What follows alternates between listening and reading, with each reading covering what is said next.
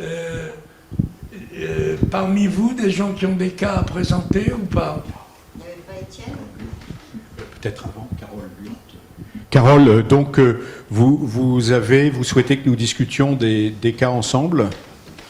Pas là actuellement, parce qu'on n'a pas beaucoup de choses qui se prêtent à la discussion. Moi, je voulais parler du petit jeune, mais vous en avez parlé avant moi, puisque à la base, il faisait partie, il habite à Mougins, donc c'est à côté de chez moi.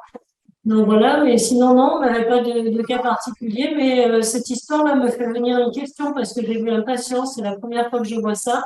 On voit de temps en temps des syndromes d'excitation génitale permanente chez la femme. Chez l'homme, j'en ai très rarement vu. Et là, j'ai un patient qui, pour un oui, pour un non, il est en érection. Alors, cette érection disparaît, revient, mais enfin, il passe des heures en érection dans la journée. Et en fait, les syndromes d'excitation génitale permanente, on les traite pas mal comme étant des patients neurologiques. Donc moi, je l'ai mis sous traitement, c'était pas l'Aroxyl, c'était comment ça s'appelle, c'est un antidépresseur avec un petit effet quand même. Il est moins gêné, mais il a quand même toujours ce problème-là.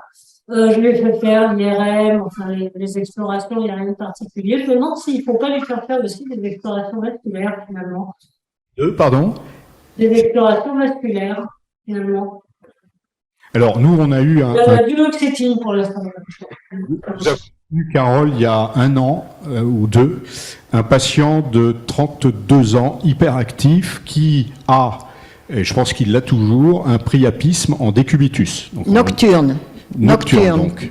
Ça, on en voit de temps en temps aussi, intermittent comme ça. Et personne ne l'avait pris au sérieux. Il avait eu de nombreux électromyogrammes, dont dans une grande maison que nous connaissons bien du 19e arrondissement. Et normal.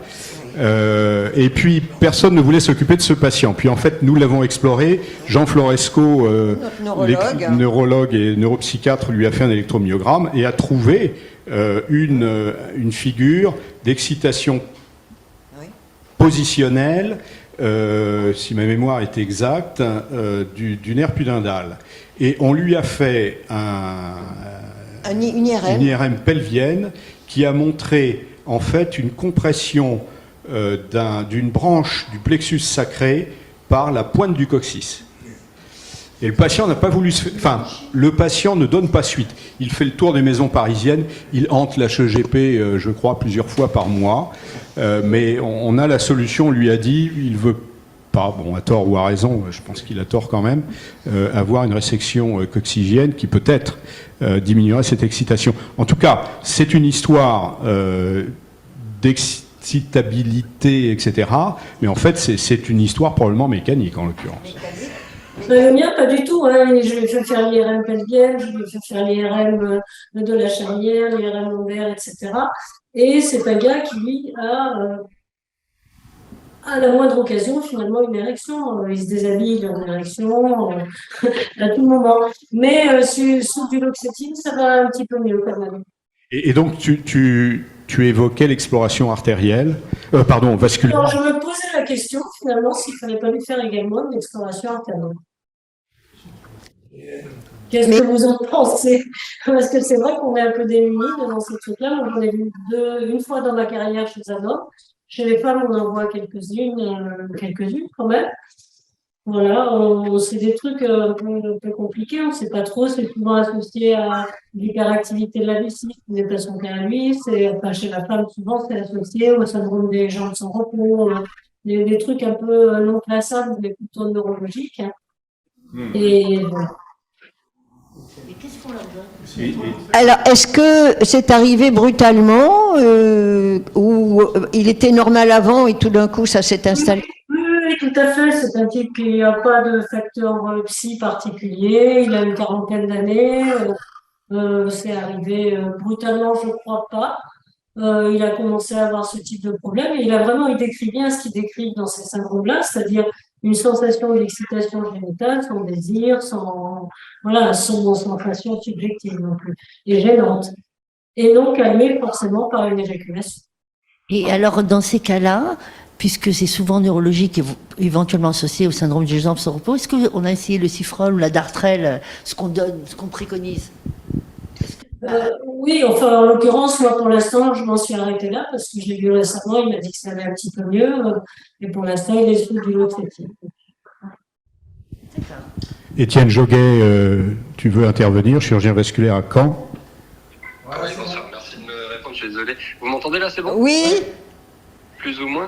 Ouais, ça me fait penser à un patient dont j'ai discuté rapidement avec Ronald ce matin, mais j'ai un patient effectivement qui est de 35 ans, qui présente des érections spontanées depuis quelques mois, sans aucune stimulation. Alors il décrit pas il y a pas d'hyperexcitabilité ou quoi que ce soit qu'il décrit, mais il décrit des érections qui durent 5 à 10 minutes, plusieurs fois par semaine, et qui cèdent spontanément.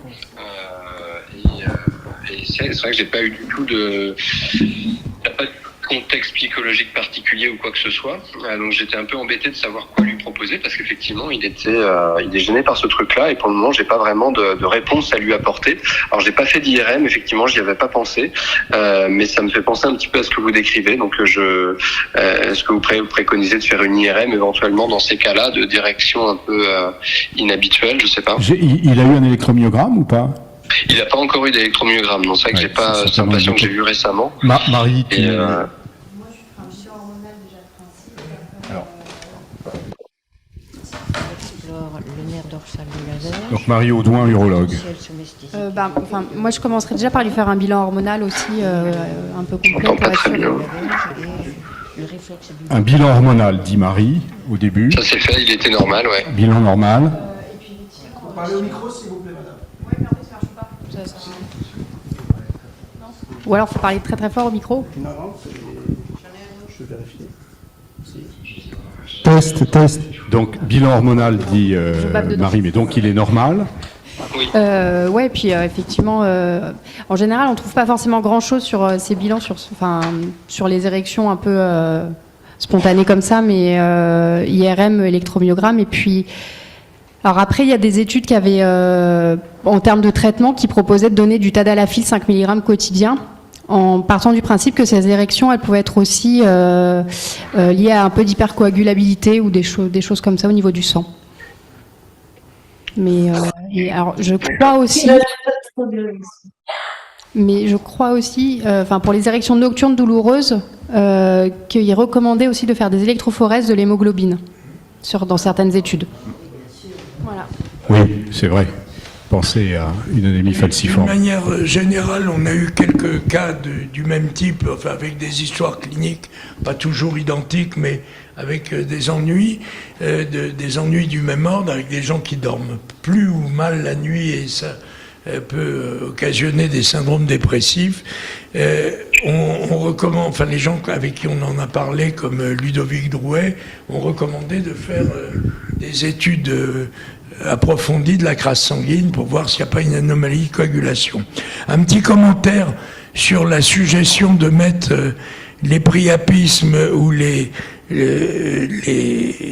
priapismes intermittents des drépanocytoses, c'est un problème qu'on connaît bien, sous inhibiteur des phosphodiesérases, est basé sur une étude faite par Burnett aux États-Unis, qui a montré sur des rats avec un modèle drépanocytaire qu'effectivement il rompait un circuit infernal de réinduction des simulateurs de l'érection et que on finissait par les supprimer par le tadalafil. Il y a eu une étude clinique ouverte qui semblait très courte, qui semblait satisfaisante au départ, et on a commencé à mettre les drépanocytaires avec priapisme intermittent, puisque c'est la cause la plus fréquente de ces priapismes intermittents, et malheureusement on s'est rendu compte que ça n'avait pas d'effet. Alors il y a une étude en cours par un des futurs membres étudiants du DU, qui est un urologue confirmé, qui s'appelle, je ne sais plus son prénom, mais son nom de famille c'est Gay, qui fait une étude importante avec le tadalafil dans les priapismes intermittents. Donc on va voir des résultats. On va voir. C'est fait à Dakar. Donc peut-être dosage des PDF et puis électromyogramme. Ok, ça marche. Merci beaucoup. Voilà. Vous en avez assez ou vous voulez continuer? Peut-être Étienne a des cas à discuter, Étienne, non? Oui. Je crois pas. Étienne, Malheureusement, j'ai pas encore les cavernoscanners que D'accord. le patient que je dois revoir prochainement. Je suis désolé, je n'ai pas de dossier ce soir. Étienne, Avec plaisir. on te remercie de t'être arraché à tes urgences. Ouais. Et puis on sait que mon petit doigt m'a dit que demain tu as une soirée importante puisque tu réunis les généralistes du Calvados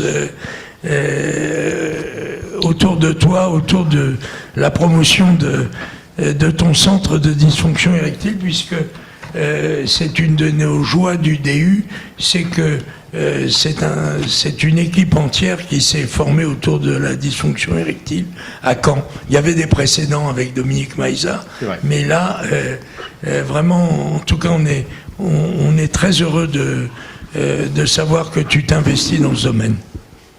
Exactement, je vous tiendrai au courant. Merci beaucoup à vous en tout cas, mais voilà, je vous tiens au courant. Merci Étienne. À bientôt, Étienne.